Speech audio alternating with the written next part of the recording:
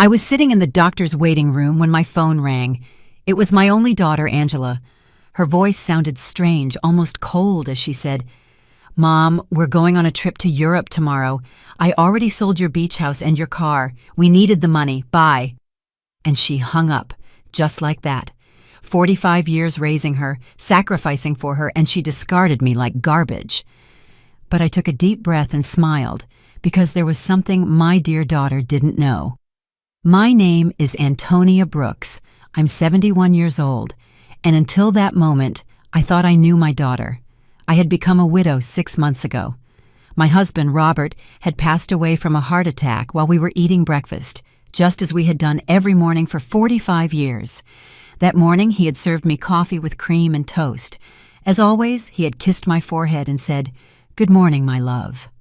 Those were his last words. Since then, Angela had been more present in my life, or so I believed. She came to visit 3 times a week. She helped me with the funeral arrangements and accompanied me to the grocery store. She even suggested I see a doctor for a general checkup. "Mom, you need to take better care of yourself now that you're alone," she'd say with that smile I thought was love, but now I understood was for convenience. The beach house had been our sanctuary for years. Robert and I bought it when Angela was 15, with a lot of hard work and sacrifice. Every summer we'd go there, building memories, celebrating birthdays and Christmases. Angela would bring her boyfriends, and later her husband, Edward. I would cook for everyone, clean, and do the laundry. It was our family tradition. I never thought she'd see it as just money. And the car, that old Ford pickup truck Robert cared for like his own child. He'd wash it every Sunday, change the oil religiously, and always park it in the same spot under the shade of the tree. Angela knew what that truck meant to me. It was the last thing I had left of him. His scent still lingered on the seats. When she hung up, I stayed there on that uncomfortable green plastic chair, surrounded by other sick people, and for the first time in months, I didn't cry. Something strange happened inside me, a calm I hadn't felt since Robert's death. Because in that moment, I remembered something I had completely forgotten. 3 days before he died, Robert had handed me a manila envelope. "Antonia, put this in the drawer of your dresser. If something happens to me, open it after a while, but only when you feel ready." I had put it away without much thought. After the funeral, with so much grief and so many arrangements, I simply forgot. But there it was, waiting for me at home. The nurse called me to go into the office.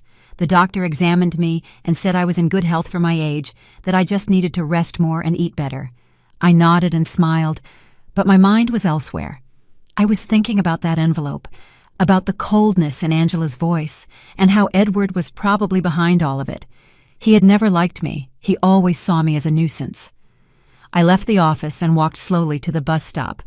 I no longer had a car, according to Angela, but as I waited, I couldn't help but smile. There was something poetic about all of this. My daughter thought she had left me with nothing, but what she didn't know was that Robert, my dear Robert, had always been a man who planned ahead. The bus arrived, and I sat by the window. I watched the city go by. The houses, the stores, people rushing everywhere, all with their own tragedies, their own secrets. I had my own too, and I was about to discover them. When I got home, I went straight to my room. I opened the dresser drawer, and there was the manila envelope, exactly where I had left it. My hands trembled slightly as I picked it up. I could feel there were several documents inside. Robert had written my name on the front in his neat handwriting. I sat on the bed we had shared for so many years and took a deep breath. It was starting to get dark outside, and the house was filling with those familiar shadows that no longer scared me. I opened the envelope slowly, as if unwrapping a birthday gift. What I found inside would change everything. What I found in that envelope took my breath away. There were legal documents, deeds, bank certificates, and a handwritten letter from Robert. My eyes filled with tears as I read his familiar handwriting. "My dear Antonia, if you are reading this, it means I am no longer with you. Forgive me for not telling you everything while I was alive, but I wanted to protect you from worries. Over the years, I invested our savings in properties and businesses. We don't just have the beach house, we have 6 other properties, including the apartment building where Angela and Edward live.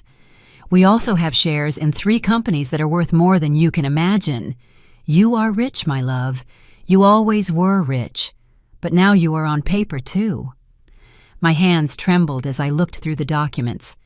There were deeds to houses in different city neighborhoods, a downtown condo, a small motel on the coast, and indeed, the 20-story apartment building where my daughter lived. Robert had been the silent owner for the past 10 years, but had put everything in the name of a company I didn't know about. And according to the papers, I was the sole heiress of that company. There were also bank statements for accounts I never knew existed, with numbers that seemed unreal. Robert had been a bus driver for 40 years, but apparently he had also been a very smart investor. Every penny we saved, every sacrifice we made, he had multiplied in silence, and I never knew anything. In the letter, Robert explained that he had kept it all a secret because he didn't want me to worry about money or for Angela to know about our real financial situation. You know our daughter, Antonia. If she knew we had so much money, her attitude would change. I want her to love us for who we are, not what we have. What irony. Our daughter had left us thinking we had nothing, when in reality, we had everything. That night, I couldn't sleep. I walked around the house, touching the old furniture and the knickknacks Angela had always criticized for being outdated. I looked at the family photos on the wall, especially the one where she was 5 years old, sitting on Robert's lap and laughing. Where did that sweet little girl go? When did she become so cold, so calculating? The next day, early in the morning, the phone rang. It was Angela again. Her voice sounded different, softer, but I had already learned to be wary of those shifts in tone. Mom, how are you? I wanted to tell you we already transferred the money from the house and the car. We deposited your share into your account. It's not much, but it'll help you live for a few months while you look for something smaller. My share? I asked, keeping my voice calm. Yes, Mom. We obviously weren't going to leave you with nothing. We gave you 30%. That's fair, right? We need the money for our investment in Europe. Edward has an incredible business opportunity over there. 30% of my own things. How generous. I see, honey. And when do you leave? This afternoon. Our bags are already packed. We'll be gone for at least 6 months, maybe more if the business goes well. But don't worry, Mom. When we get back, we'll help you find a small apartment, something that fits your needs. Fits my needs. As if she knew what my needs were. Okay, Angela, have a safe trip. Oh, Mom, I knew you'd understand. You've always been so compassionate. We love you so much. And she hung up. I stood there with the phone in my hand, and for the first time in months, I laughed. I laughed like I hadn't since Robert died. The situation was so absurd, it was comical. My daughter had robbed me, kicked me out of my own house, talked to me with unbearable condescension, and all to fund a European adventure that would probably be a disaster. But what bothered me most wasn't the money. It was the ease with which she had discarded me. 45 years of my life dedicated to her, of sacrifice, of unconditional love, and she had erased me from her life with a 2-minute phone call. That was what truly hurt. I checked my bank account online. Sure enough, they had deposited an amount that probably seemed generous to them, but to me was a mockery. They had sold the beach house for much less than it was worth, likely because they needed the cash quickly, and they had sold Robert's truck for a pittance. That afternoon, from my window, I watched Angela and Edward load their suitcases into a cab. He was carrying 2 huge suitcases. She had a very expensive-looking carry-on bag. I watched them laugh, kiss, and make plans. They looked like 2 teenagers excited for an adventure. They never looked toward my window, never said goodbye. When the cab drove away, I sat in the kitchen with a cup of tea and Robert's documents spread out on the table. I had to make some decisions. I could call a lawyer, reclaim my properties, and get back everything they had taken. But something told me there was a better way to handle this, a more educational way. I called Mr. Peterson, the lawyer who had handled Robert's affairs. He had been at the funeral, had given me his condolences, and had told me to call if I ever needed anything. Well, now I needed him. Mrs. Brooks, it's good to hear from you. How are you? I'm doing well, Mr. Peterson. I need to see you urgently. I found some documents from Robert that I don't quite understand. Of course. You can come to my office tomorrow morning. I'll be there. That night, for the first time in months, I slept soundly. I dreamed of Robert. He was sitting in his favorite chair reading the newspaper, just like every morning, and when he saw me, he smiled and said, "It's about time, my love. It's about time you stood up for yourself." I woke up with a strange feeling. It wasn't exactly happiness, but it wasn't the sadness I had felt for so many months either. It was something like determination. For the first time since Robert's death, I had a clear purpose. I was going to get back what was mine, but not in the way Angela expected. The next morning, I got dressed with more care than usual.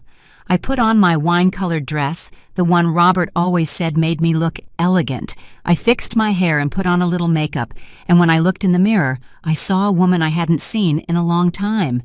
I saw a strong woman. Mr. Peterson's office was downtown. It was an old but elegant building with marble floors and large windows.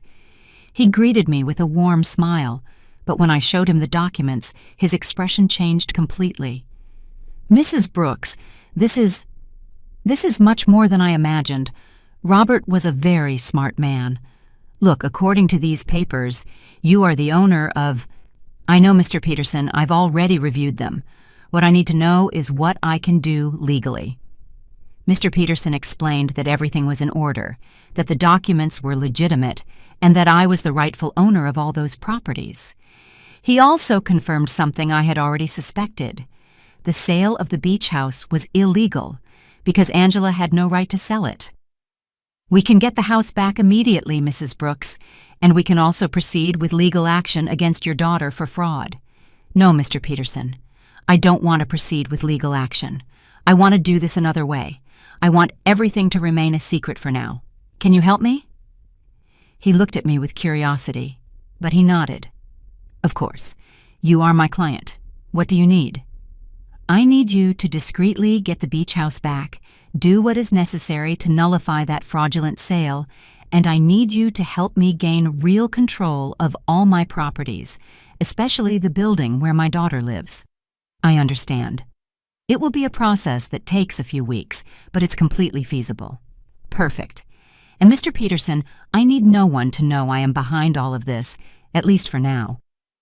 When I left his office, I felt as if I had woken up from a very long dream. I walked through the downtown streets, watching the people, the buildings, the life that was going on as normal. But for me, everything had changed. I had a plan. The following weeks were the strangest of my life. Officially, I was a poor widow who had been abandoned by her daughter, but in secret, I was a rich woman silently orchestrating the recovery of my assets. Mr. Peterson worked efficiently, and every few days he would call me with updates on the progress of the legal proceedings. I decided to stay in my house for the time being. It was mine, after all, although Angela probably expected me to move into a single room. Every morning I would wake up, have breakfast at the same table where Robert and I had shared so many years, and then go for a walk in the neighborhood. The neighbors would greet me with that mix of pity and curiosity they reserve for recent widows. Aurora, my lifelong neighbor, came up to me one afternoon while I was watering the plants in the front. "Antonia, dear, is it true that Angela went to Europe and left you all alone?" "Yes, Aurora. She went with Edward. They have business plans over there." "And how are you going to live, sweetie? We all know Robert didn't leave much money." "If you only knew," I thought. "Don't worry, Aurora. I'll be fine." "Do you need anything? I can bring you some food, help you with groceries?" "You're very kind, but I'm fine, really." Aurora looked at me with that expression I knew well.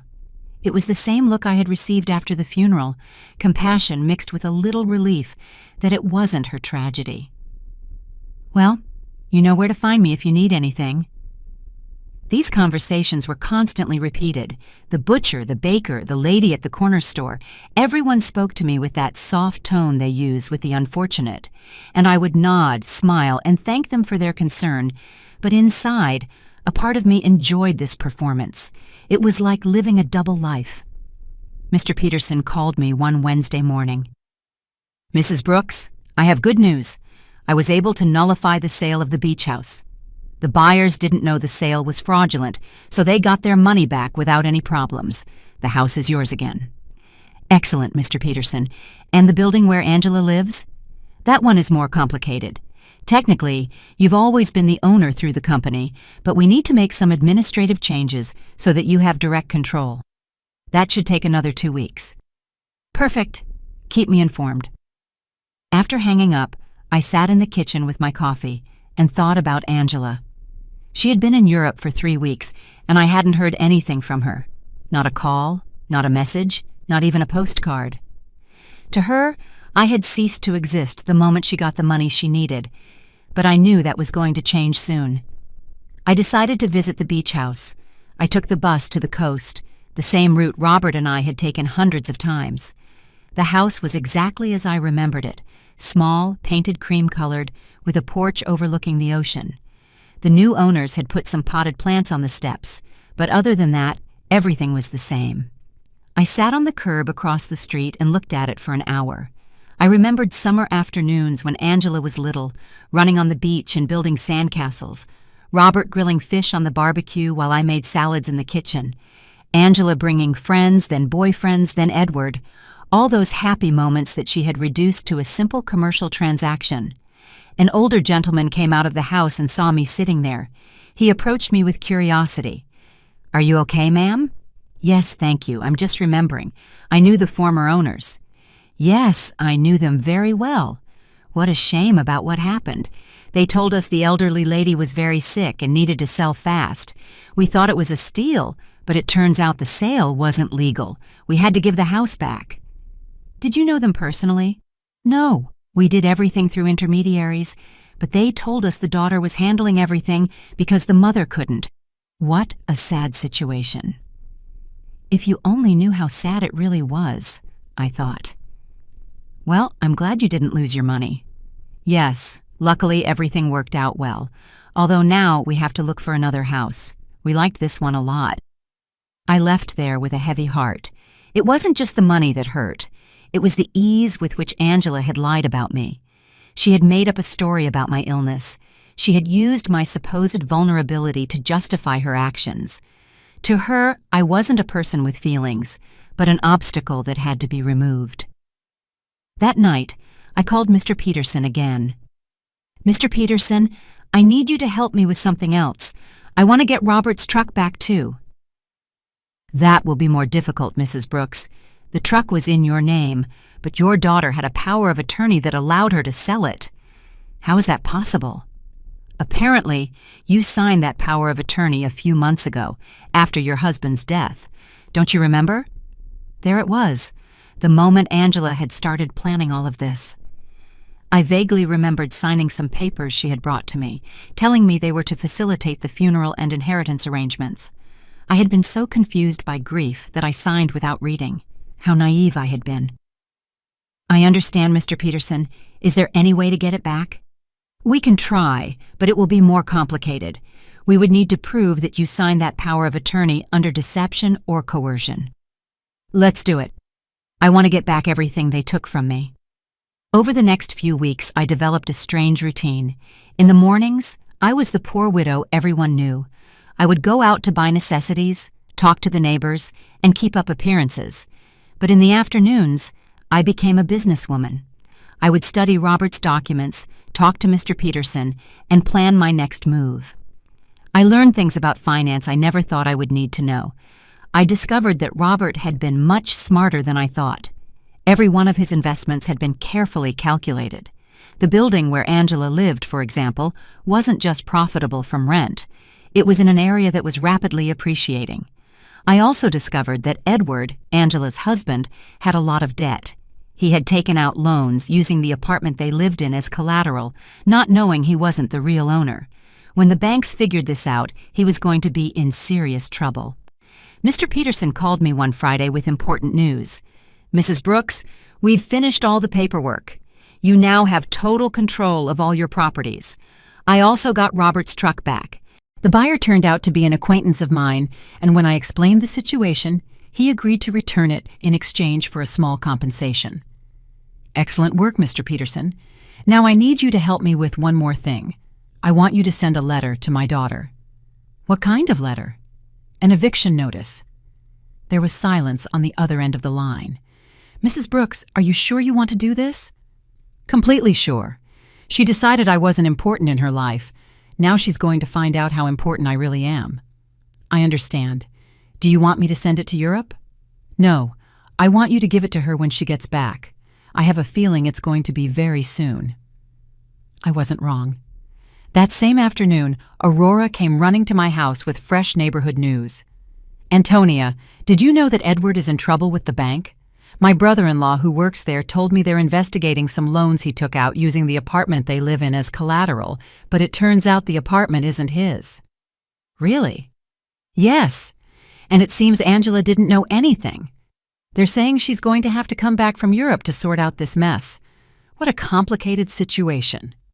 "Yes, and the worst part is, apparently, Edward lied to her about the business in Europe. There was no business. He just wanted to escape the debts he had here." Perfect.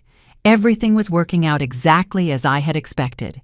Angela had trusted Edward, had sacrificed her relationship with me for him, and now she was discovering that he wasn't the man she thought he was. That night, I sat on the porch with a cup of tea and looked at the stars. Robert used to say that the stars were the souls of people who had lived a full life, watching over their families from the sky. If that was true, then he was up there, watching his plan unfold perfectly. "Thank you, my love," I said to the sky. "Thank you for taking care of me, even after your death." The next day, Mr. Peterson called me early. "Mrs. Brooks, I have some news. Your daughter just arrived in the country. She's at the airport alone." "Alone?" "Yes, apparently Edward stayed in Europe. There are rumors they had a very big fight." "I see. Did you send the letter?" "I'm going to send it today. She should receive it tomorrow." I hung up the phone and stood there in the kitchen, feeling a mix of nervousness and anticipation.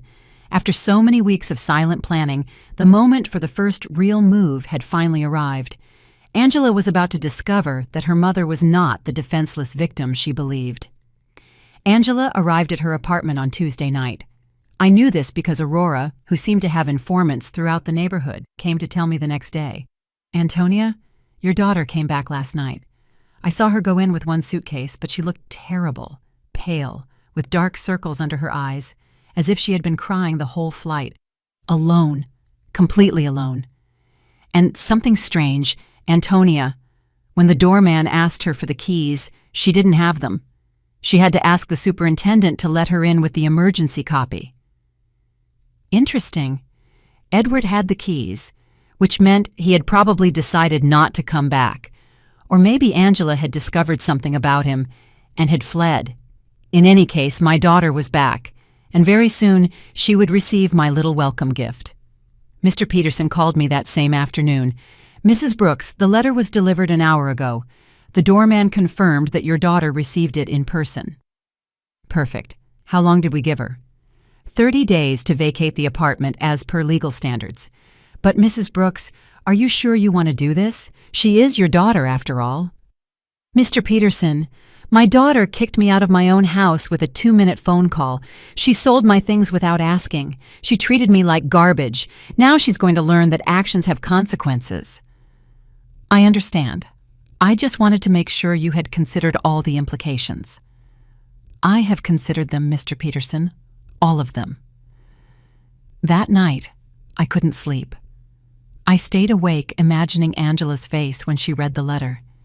The initial confusion, then the disbelief, then the panic. She would probably think it was a mistake, that someone was trying to scam her. But when she called to verify, she would discover that everything was completely legal. The next day, As if she had been waiting for my call, the phone rang at 8 in the morning. It was Angela, and her voice sounded desperate. "Mom, I need to talk to you urgently." "Good morning, honey. How was Europe?" "Mom, I don't have time for that right now. I received a very strange letter yesterday. It says I have to vacate my apartment in 30 days. It must be a mistake, right? Do you know anything about this?" "An eviction notice. How strange. From whom?" "From a company I've never heard of. It's called— Wait, let me find the letter. Robert Investments, Inc. Do you know this company?" Robert had used his own name for the company. How poetic. "No, honey, I've never heard that name." "Are you sure the letter is legitimate?" "That's what I want to find out. Mom, I need you to help me. I don't know what to do. Edward left me in Europe. He ran off with another woman, and now I come back to this. I don't understand what's happening." There was the confirmation. Edward had abandoned her, probably when the money ran out, or when he realized that the legal problems at home were more serious than he thought. Poor Angela. She had sacrificed her family for a worthless man. "I'm so sorry, honey. Where are you now?" "I'm in the apartment, but I don't know for how long. Mom, can I come see you? I need to talk to someone. I don't have anyone else." The irony was perfect. Now that she was left without the man for whom she had abandoned me, she remembered she had a mother. "Of course, honey. Come over whenever you want." "I'm on my way."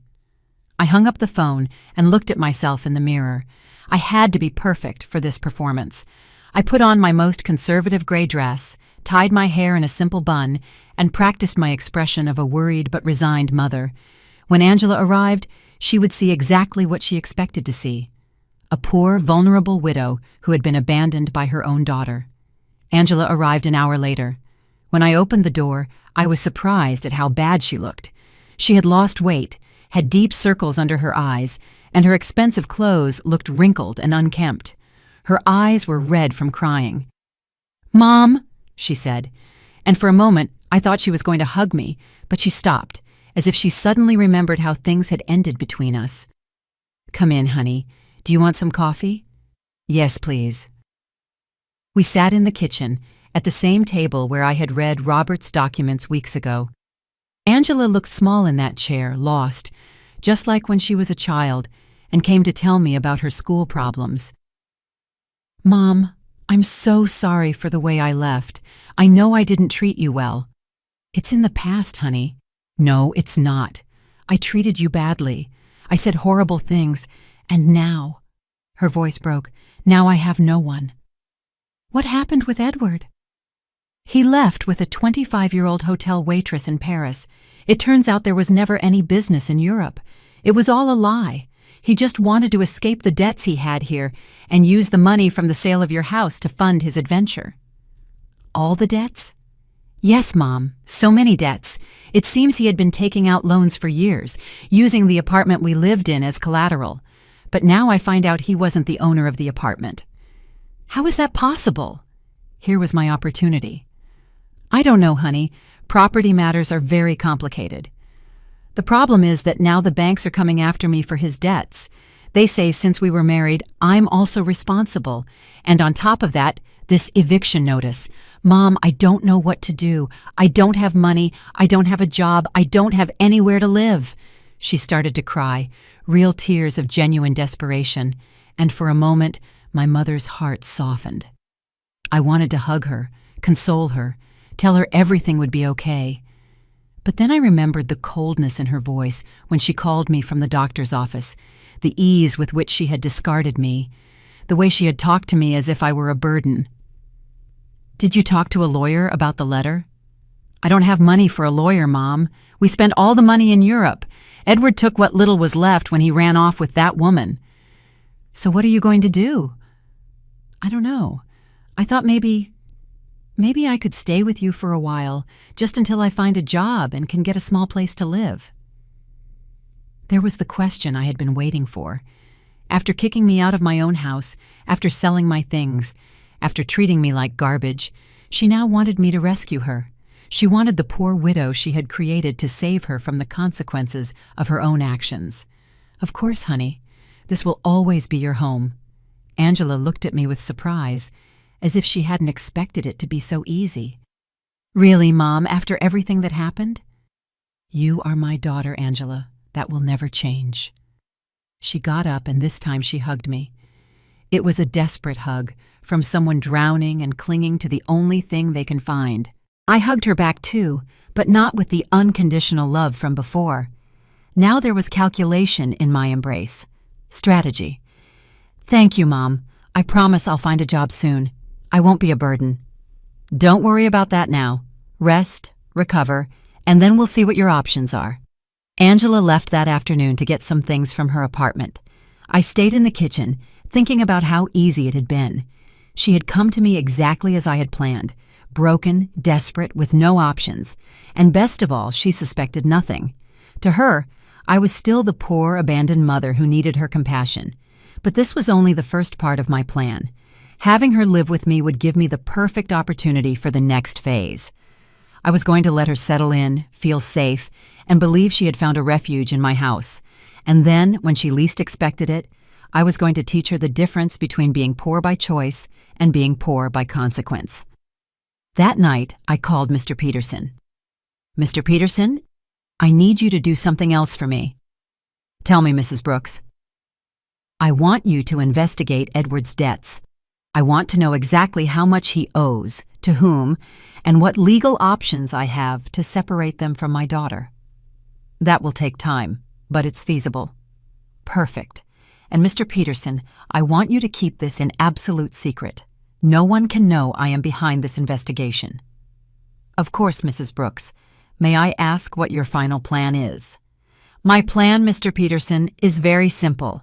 I'm going to save my daughter, but first, she has to understand what it truly means to hit rock bottom."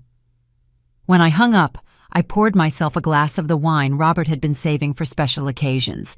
It had been a long time since I'd had a special occasion like this one. The game had begun, and for the first time in months, I had all the good cards in my hand.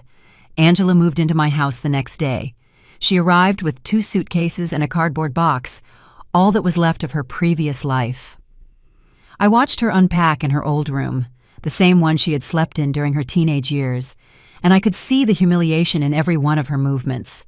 She had gone from living in a luxury condo to taking refuge in her childhood bedroom. "Mom, I found this in the apartment," she said, showing me a manila envelope. "It was among Edward's things. It has your name on it." It was another one of Robert's envelopes. My heart sped up, but I kept my composure. "My name? How strange." "Yes, look." She showed me the envelope. Indeed, it had my name written on it in Robert's handwriting, but this envelope was different from the one I had found in my dresser. This one was smaller, newer. "Maybe Edward found it among Dad's things when he died and forgot to give it to me," Angela said. "It's possible. Can I see it?" I opened the envelope in her presence. Inside was a short letter and a small key. The letter said, "Antonia, if you are reading this after having received the main envelope, it means our daughter is going through a difficult time. This key opens a safety deposit box at the Central Bank, downtown branch. The number is 247. There is something there that can help you help her, but use it wisely. With eternal love, Robert." Angela read the letter over my shoulder. A safety deposit box? Dad had a safety deposit box? I had no idea. "I didn't either," I lied. "Your father never told me about this. Do you think we should go see what's in there?" "I don't know, honey. Maybe it's better to leave things as they are." "But Mom, maybe there's something important in there, documents, or, I don't know, maybe something valuable that can help us." The desperation in her voice was palpable. Angela was clinging to any possibility of finding a way out of her situation, and I was going to let her cling a little longer before I showed her the complete reality. "Okay," I said after a calculated pause. "We can go tomorrow." That night, Angela and I had dinner together for the first time in months. She had cooked, trying to be useful, but the food tasted of guilt and desperation. She told me more details about what had happened in Europe, and each story was worse than the last. Edward lied about everything, Mom, not just the business, but the debts, too. I thought he only owed a little bit of money, but it turns out he owes over $100,000. And the worst part is, he used my name for some of the loans without me knowing. How is that possible? He forged my signature. When I married him, I gave him some documents to handle the banking for our joint account. I never thought he'd use them for this.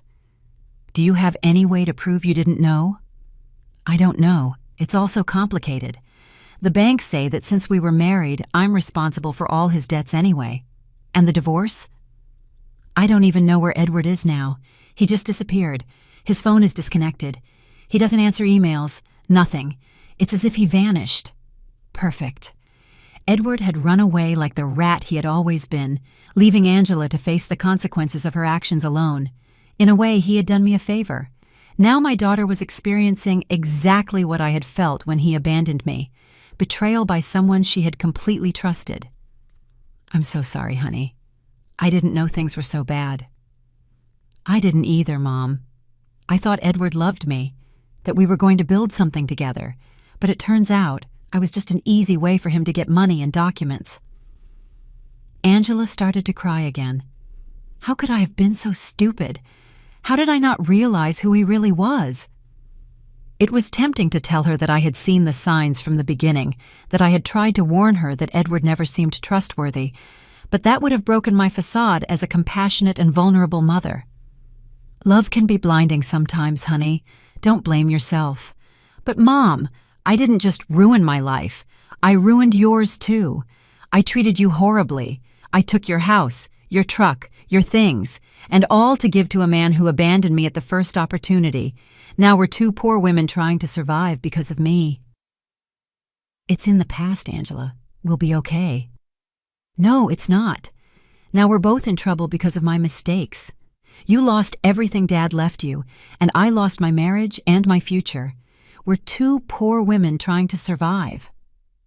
If she only knew, I thought, that at this very moment I had more money than she could possibly imagine, that I was the owner of the building where she lived, that I could solve all her problems with a single phone call. But it wasn't time yet. The next day, we went to the bank. Angela was nervous, hopeful. I maintained my act as a confused widow who didn't understand much about finance. The bank employee led us to the safety deposit boxes, verified my ID, and opened box number 247.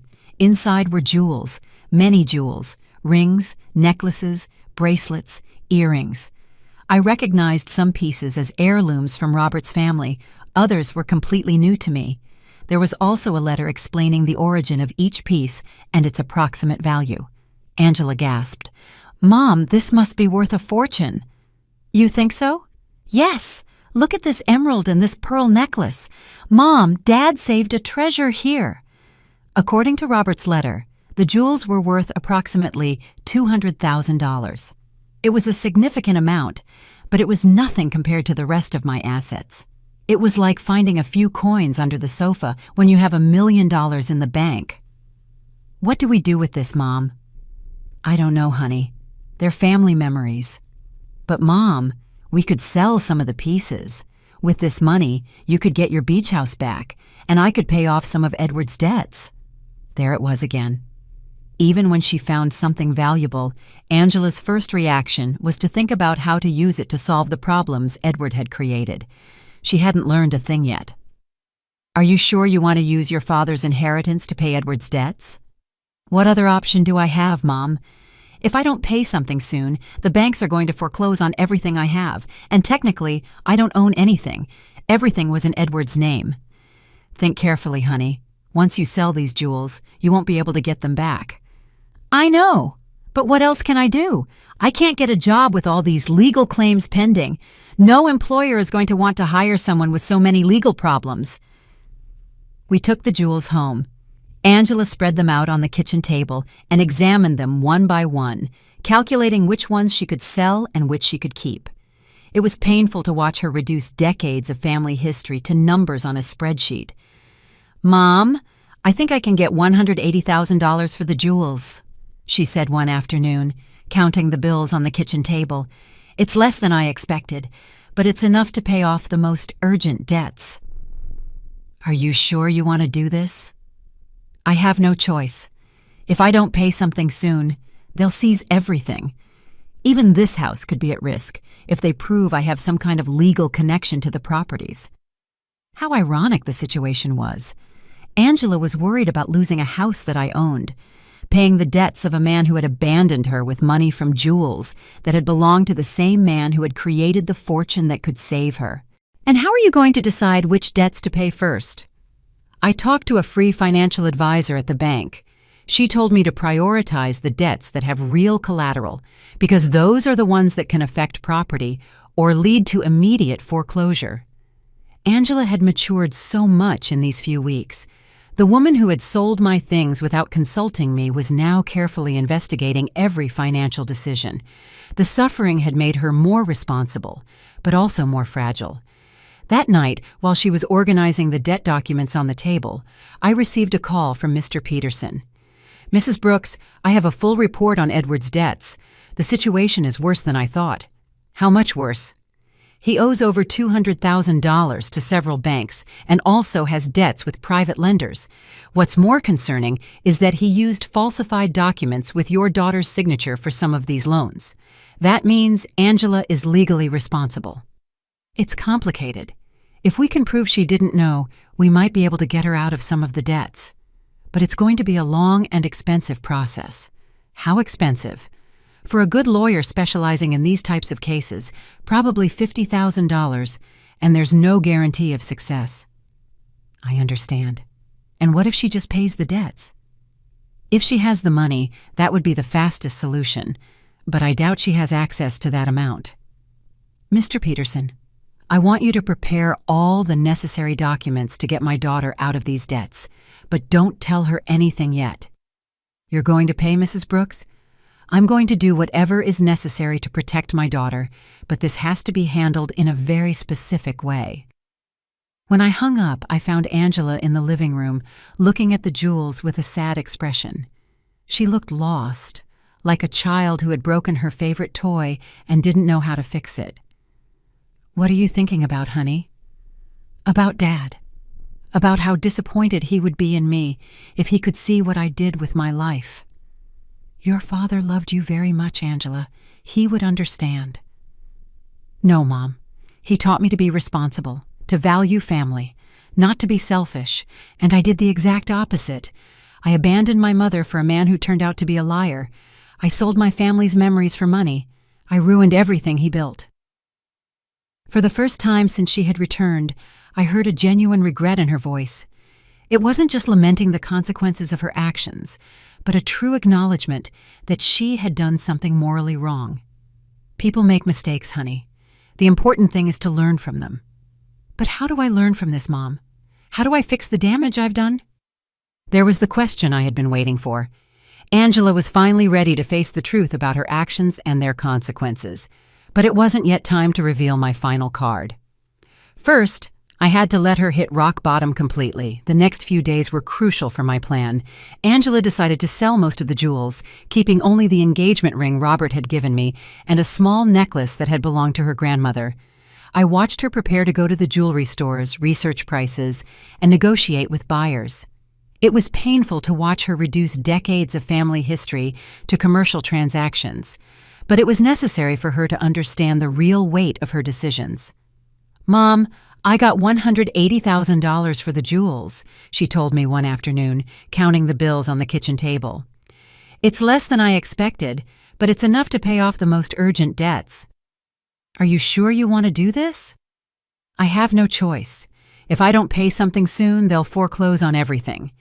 Even this house could be at risk if they prove I have some kind of legal connection to the properties." How ironic the situation was. Angela was worried about losing a house that I owned, paying the debts of a man who had abandoned her with money from jewels that had belonged to the same man who had created the fortune that could save her. And how are you going to decide which debts to pay first? I talked to a free financial advisor at the bank. She told me to prioritize the debts that have real collateral, because those are the ones that can affect property or lead to immediate foreclosure. Angela had matured so much in these few weeks. The woman who had sold my things without consulting me was now carefully investigating every financial decision. The suffering had made her more responsible, but also more fragile. That night, while she was organizing the debt documents on the table, I received a call from Mr. Peterson. "Mrs. Brooks, I have important news. We managed to locate Edward." "Where is he?" "In Paris, just as your daughter suspected. But here's the interesting part. He's trying to get French residency through a fake marriage with that young woman your daughter mentioned." "A fake marriage?" "Yes. Apparently the girl needs papers and he needs a way to stay in Europe without being deported. But the most important thing is that we found evidence that he deliberately falsified your daughter's documents with the intention of fleeing the country. That means Angela can get out of the debts." "With this evidence, yes. We can prove fraud and coercion. Your daughter won't have to pay anything for what Edward did behind her back." It was perfect. I had a way to save Angela from all her debts legally, without her suspecting that I had the money to do it. "Mr. Peterson, I want you to start the legal process immediately. Don't tell my daughter anything yet. I want the process to be completely finished before I tell her. I don't want to give her false hope." "Understood. This will take about 3 weeks, maybe a month." "Perfect." When I hung up, Angela looked at me with curiosity. "Who was that, Mom?" "A lady who was asking about Mrs. Davis, our neighbor on the corner. She had the wrong number." Lying had become easy.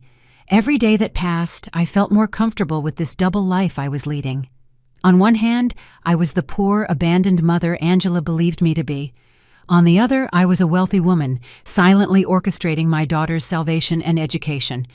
Over the next 2 weeks, I watched Angela struggle with decisions she never had to make. How to stretch money for food, how to negotiate with creditors, how to look for a job when your credit history is ruined. It was a cruel but necessary education.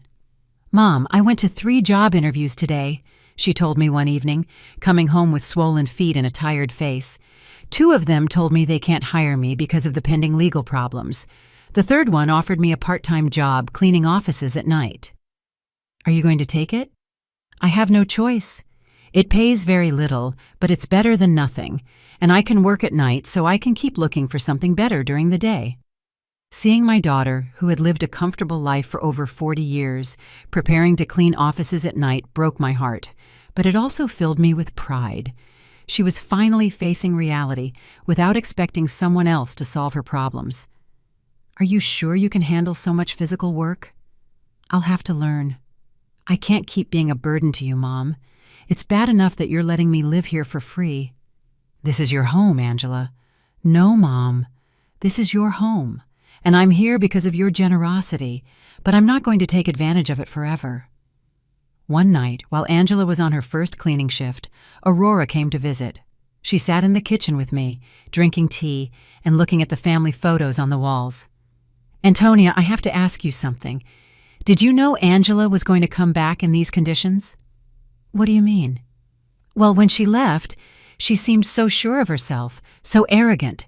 She talked about the great life she was going to have in Europe, about how successful Edward was, and now she's back, completely broken, working a cleaning job, living with you again. Life takes many turns, Aurora." "Yes, but there's something else. I've been watching Angela these days, and she looks different. Not just sad, but humble, as if she learned something important." Aurora had always been very perceptive. "What do you think she learned?" "I think she learned the value of the things she had taken for granted, like having a mother who loves her unconditionally." "Maybe, Aurora. Can I tell you something? When Angela left and treated you so badly, many of us thought you would never forgive her. But here you are, taking care of her again, giving her a home when she has nowhere to go. She's my daughter, Aurora." "Yes, but not every mother would do what you're doing, especially after being treated the way you were treated." If Aurora only knew the complete truth, that I had the power to solve all of Angela's problems, but was choosing to let her suffer a little longer so she would learn the full lesson. "Do you think I'm doing the right thing?" "I think you're doing what a good mother would do, But I also think Angela needs to fully understand what she lost when she abandoned you. What do you mean? I think she needs to value you not just as the mother who rescues her when she's in trouble, but as the strong woman who built a stable life for 45 years. She needs to respect you, not just need you. Aurora had hit the nail on the head. That was exactly the point of my entire plan. I didn't want Angela to come back to me out of desperation. I wanted her to come back out of genuine respect and mature love. And how do you think that can happen? I think it's already happening. I've seen her these past few days, Antonia. The way she talks to you now is completely different. She's no longer the daughter who gives you orders or treats you like a burden. Now she's a grown woman who is genuinely grateful to have a mother like you. That night, when Angela returned from her job, I saw her arrive tired, but with a new dignity. She had earned those few dollars with her own effort, and that meant something to her. "How was your first day?" "Hard, but not as bad as I thought. The other ladies who work there helped me a lot. One of them, Mrs. Johnson, taught me tricks to clean more efficiently." "Mrs. Johnson?" "Yes. She's 60 years old and has been cleaning offices for 20 years. She told me she started after her husband left her with 3 small children. She says it's not the job she dreamed of, but that it gave her independence and dignity." "She sounds like a wise woman." "She is. She said something that made me think a lot. She told me there are 2 types of people who end up doing this job. The ones who are there because they never had opportunities, and the ones who are there because they ruined the opportunities they did have. She asked me which group I was in." "And what did you tell her?" "I told her the truth, that I had all the opportunities in the world, a family that loved me, a stable home, an inheritance, and that I ruined it all by following a worthless man." "What did she say?" "She laughed and said, 'Well, honey, then at least you know exactly why you're here. That puts you 1 step ahead of most people.'" Angela poured herself a glass of water and sat with me at the table. "Mom, I want you to know something. These past few weeks have been the hardest of my life, but also the most important." "Why?" "Because I finally understand what really matters. It's not money. It's not living in the most luxurious apartment. It's not impressing people. It's having people who genuinely love you, who are there when everything falls apart." "Angela, no, let me finish. You have every right to hate me for what I did to you. I abandoned you when you needed me most. I took everything Dad left you. I treated you as if you were a nuisance. And now I'm here again, expecting you to forgive me and take care of me. I already forgave you, honey. But I haven't forgiven myself. And I won't until I prove that I've truly changed, that I've learned from my mistakes." Mr. Peterson called me the next morning. "Mrs. Brooks, I have excellent news. The legal process is almost complete. We can get your daughter out of all of Edward's debts." It was time. After weeks of watching Angela struggle, work, and reflect on her mistakes, the moment had finally arrived to show her that she had never been alone, that she had always had someone quietly watching over her. "Mr. Peterson, I want you to organize a meeting. It's time for my daughter to know the whole truth." Mr. Peterson arranged the meeting for Friday morning at his office. I told Angela that I had made an appointment with a lawyer who could help her with her legal problems, but I didn't explain the details. She agreed to come, although she was nervous about the cost of the consultation. "Mom, I don't have money to pay a lawyer. I barely have enough to cover basic expenses." "Don't worry about that now, honey. Let's just hear what he has to say." We arrived at Mr. Peterson's office on time. Angela had dressed in her best clothes, which now looked a little big on her thinner body. She was nervous, wringing her hands, expecting another piece of bad news on her endless list of problems. Mr. Peterson greeted us with his usual professional smile. "Mrs. Brooks, Miss Brooks, thank you for coming." "Thank you for seeing us," Angela replied, "although I should warn you that my financial situation is very complicated and I probably can't afford high fees."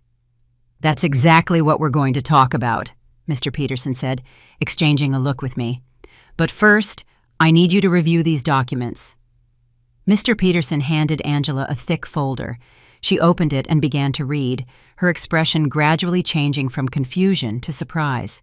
"I don't understand. These documents say that Edward forged my signature, that there is evidence of fraud, that I am not responsible for the debts." "That's right. We have been investigating your case for the past few weeks. We found enough evidence to prove that you were a victim of identity fraud."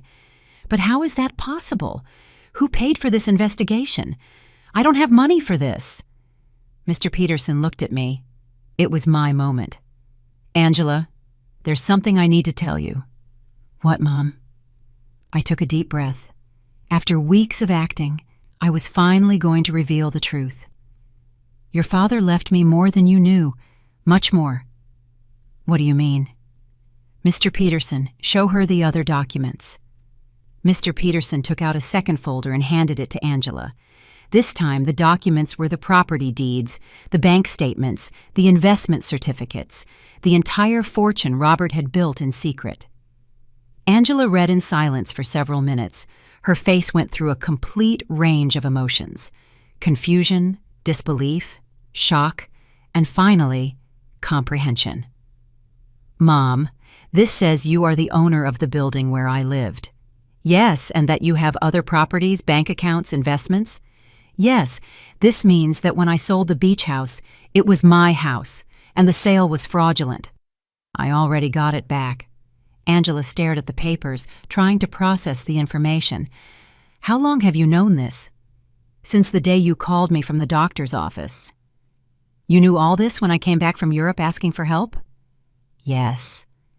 "You knew you could solve all my problems when you saw me crying every night?" "Yes." There was a long, tense silence. Angela closed the folders and looked directly into my eyes. "Why, Mom? Why did you let me suffer when you could have helped me?" This was the question I had been waiting for weeks. "Because you needed to learn something you couldn't learn any other way." "What?" "You needed to learn the value of the things you had lost, the value of family, of respect, of responsibility. When you abandoned me, it wasn't just money you took from me. It was dignity, it was love, it was trust." Angela started to cry, but they weren't tears of self-pity, like the ones she had shed during these weeks. They were tears of deep understanding. "I abandoned you when you needed me most." "Yes." "I treated you like garbage." "Yes." "And you saved me anyway." "Yes, but not in the way you expected. I didn't save you by giving you money so you could keep making the same mistakes. I saved you by letting you hit rock bottom so you could learn to save yourself." Mr. Peterson discreetly intervened. "Miss Brooks, your mother has paid all the legal expenses to free you from Edward's debts. She has also recovered all the properties that were sold fraudulently. You are completely free of legal problems." "And the cleaning job I got?" "You can quit if you want," I said, "but I hope you don't." "Why?" "Because that job is teaching you something you never learned when everything was easy. It's teaching you the value of your own effort, the dignity of honest work, the importance of valuing every dollar you earn." Angela wiped her tears and looked at me with an expression I hadn't seen in years. It wasn't the look of a daughter who needs her mother, but the look of a grown woman who respects another woman. "Do you forgive me, Mom?" "I forgave you a long time ago, honey. The question is, can you forgive yourself?" "I don't know if I can. I did unforgivable things." "People make mistakes, Angela. The important thing is what we do after we recognize those mistakes." Mr. Peterson left us alone in his office for a few minutes. Angela and I sat in silence, processing everything that had happened. "Mom, I want you to know something. Even if you didn't have all this money, even if you were really the poor widow I thought you were, I would have learned the same lesson." "What lesson?" "That there is nothing more valuable than having someone who loves you unconditionally. During these past few weeks, the only thing that kept me sane was knowing I had a home with you, that no matter how much I had ruined my life, you were still my mother. That will never change, Angela." "I know, but I also know that I can never take that love for granted again. I have to earn it every day, with respect, with gratitude, with actions, not just words. We left Mr. Peterson's office with a completely new relationship. We were no longer mother and daughter united by blood and habit. We were two grown women who had chosen each other after going through the most difficult test imaginable. The following weeks were about rebuilding, but not the kind Angela expected. Even though she now knew I had enough resources to solve all her problems, she decided to keep her night cleaning job. "Mom, I need to finish what I started," she told me one afternoon as she was getting ready for work. "I can't just go back to a comfortable life as if nothing happened." "Are you sure? You don't have to punish yourself forever." "It's not a punishment. It's a way of remembering who I was and who I want to be now." I watched her put on her work uniform, something unthinkable a few months ago when she lived in the luxury condo with Edward. But there was something different in her posture, in the way she moved. She was no longer the broken woman who had arrived crying at my door. She was someone who had found dignity in honest work. Aurora came to visit me that afternoon, as she had done every few days since Angela had returned.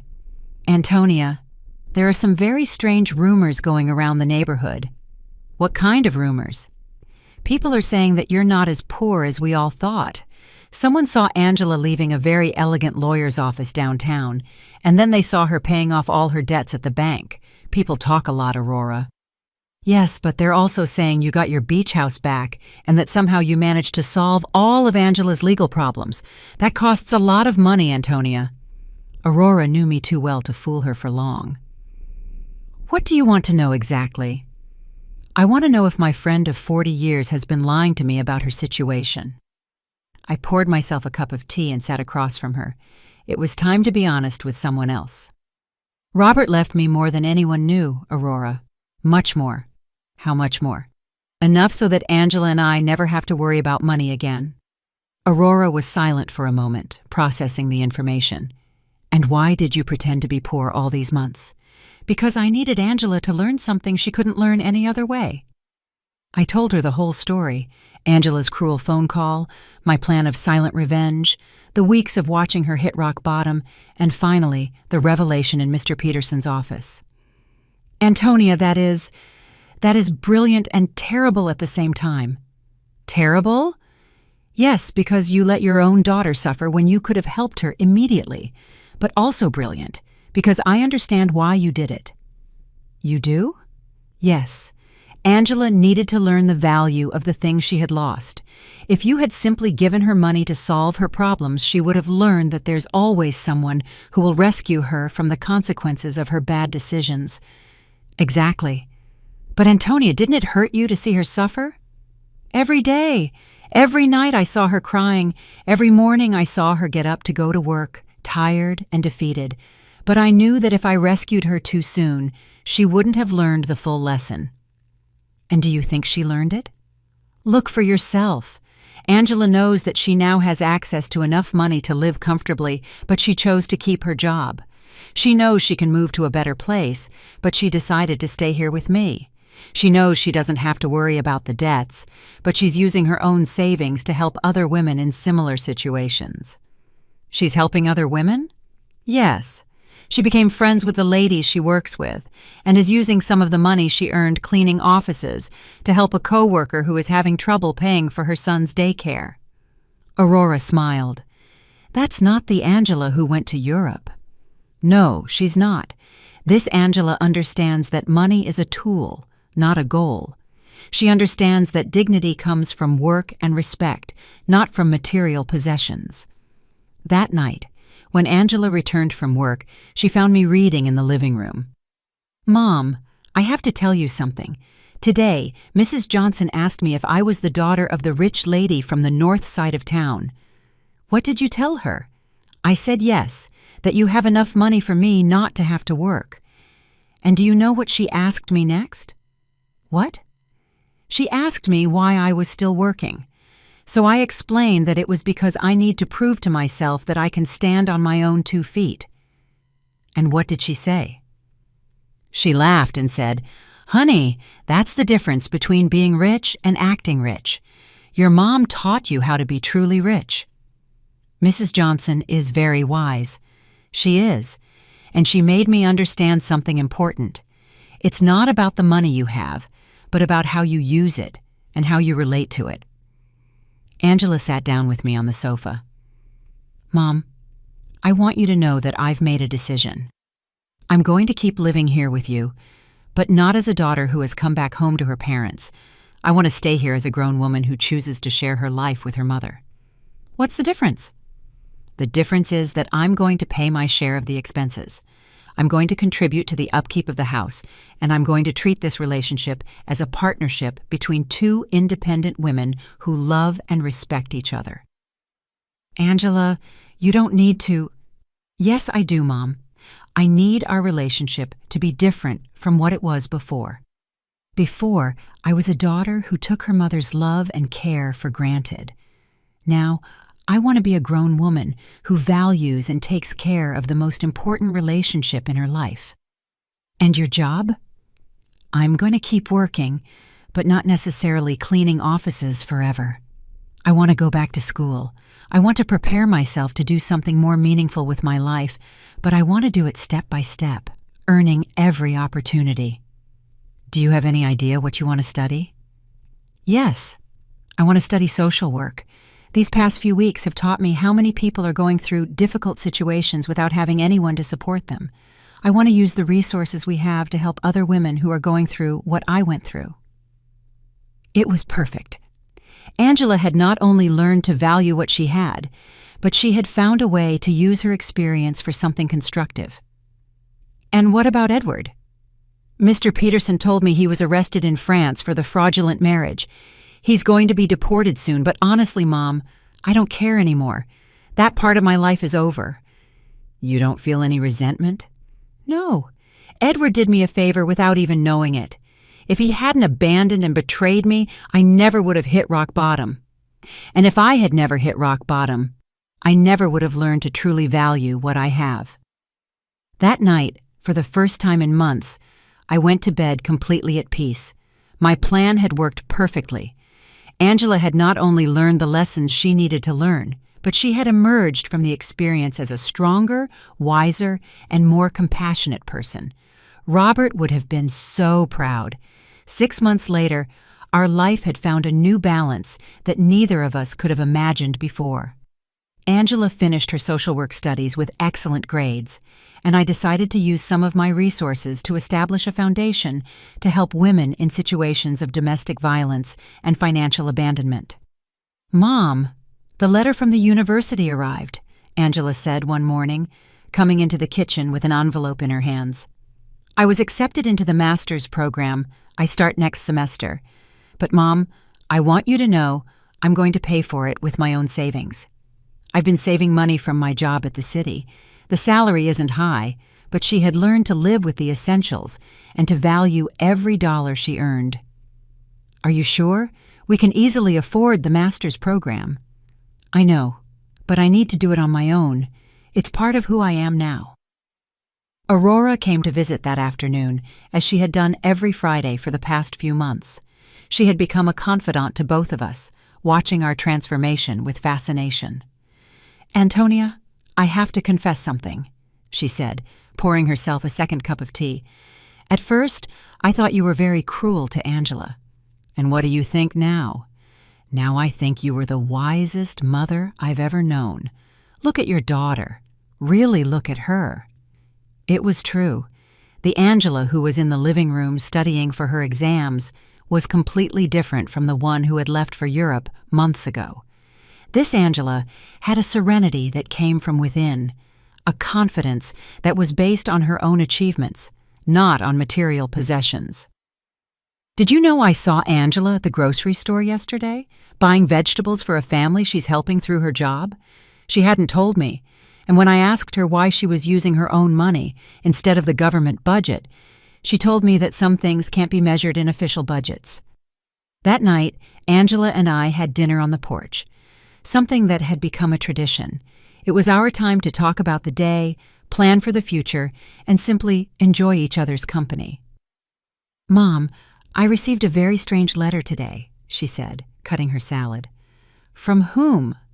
From Edward. My muscles tensed. Edward? He wrote to you? From where? From prison in France. Apparently he was sentenced to 2 years for marriage fraud. In the letter, he says he regrets everything he did and wants to ask for my forgiveness. And how do you feel about it? Honestly, I don't feel anything. No anger, no sadness, no desire for revenge. It's as if that part of my life happened decades ago, not months ago. Are you going to write back? No. Not because I hate him, but because there's nothing to say. That Angela who married him no longer exists. This Angela has nothing to talk to him about. I was impressed by the maturity in her voice. The woman sitting across from me had developed an inner strength that came from hitting rock bottom and getting up on her own. Do you know what this whole experience taught me, Mom? What? That true love isn't the one that tells you what you want to hear.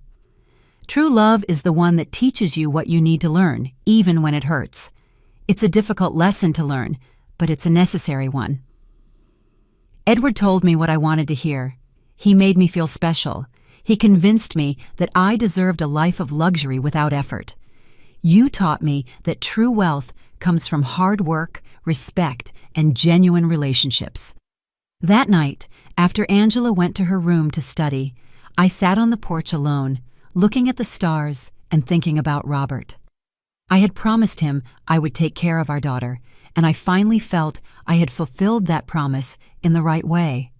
I hadn't taken care of her by giving her money when she needed it. I had taken care of her by teaching her to take care of herself. I hadn't saved her by solving her problems. I had saved her by allowing her to learn to solve them on her own. The next day was Sunday, and we had planned to visit the beach house together for the first time since I had gotten it back. Angela hadn't wanted to go before, saying she needed time to process everything that had happened. "Are you ready?" I asked her as we got into the truck. "I think so." The trip was silent, but comfortable. When we arrived, Angela stood for a moment in the truck, looking at the house where we had spent so many family summers. "It looks exactly the same," she said finally. "Some things don't change, but others do. I am not the same person who sold this house." We went in together. The house was clean and tidy, exactly as Robert and I had kept it for years. Angela walked through each room, touching the furniture and looking at the family photos that hung on the walls. "Mom, I want to apologize." "You already apologized, honey." "No. I want to apologize specifically for this house, not just for selling it, but for reducing all our family memories to a commercial transaction. It's forgiven. This house represents 40 years of family summers, of birthdays, of Christmases. Dad built that porch with his own hands. You planted that garden. I learned to swim at that beach, and I turned it all into money to fund the adventure of a worthless man." She sat on the sofa where Robert used to read on Sunday mornings. "Do you know what hurts me the most?" "What?" "That when I sold it, I didn't feel anything. It was just another property. Now, being here again, I can feel Dad in every corner. I can hear his laughter, smell his morning coffee, see his reading glasses on the table. He is here, Angela. He has always been here." "I know. And I also know that he is proud of how you handled all of this." We spent the whole day at the house, cooking together, cleaning, and fixing small details. It was like a ritual of reconnection, not just with the place, but with the values that place represented. When the sun began to set, we sat on the porch Robert had built, looking at the ocean. "Mom, I have a proposal." "What is it?" "I want us to turn this house into a temporary shelter for women who are leaving situations of domestic violence, a place where they can stay while they rebuild their lives." It was the perfect proposal. Robert would have loved the idea that his beach house would serve to help other families. "I think that's a beautiful idea, honey. We can use some of the foundation's resources to maintain it, and I can oversee the program through my job." "Are you sure you want to turn our family sanctuary into that, Mom?" "The best sanctuaries are the ones that are shared. Dad always said that a house isn't truly a home until it opens its doors to other people who need love." He was right. Robert had always been generous with our home, inviting relatives, friends, and neighbors who needed a place to stay. We returned home that night with a new project and a completely renewed relationship. We were no longer mother and daughter united by obligation or need. We were two women who had consciously chosen to build a life together based on love, respect, and a common purpose. That night, before falling asleep, I spoke to Robert in silence. We did it, my love. Our daughter finally understood what truly matters. And for the first time since his death, I felt he answered me. I always knew you would. You're both stronger than you think. Justice had arrived not as revenge, but as education, not as punishment, but as transformation. And in the end, we had both gained something much more valuable than money. We had gained an authentic relationship built on a solid foundation that no future crisis could destroy. Did you like my story, and which city are you listening from? Let's meet in the comments. If you liked the story, you can support me by sending a super thanks so I can keep bringing more stories like this. Thank you so much for your sweet support. I'm looking forward to your comments on the story. On the screen, you can see 2 new life stories that I highly recommend. There's so much more on my channel. Don't forget to subscribe. See you in the next life story with love and respect.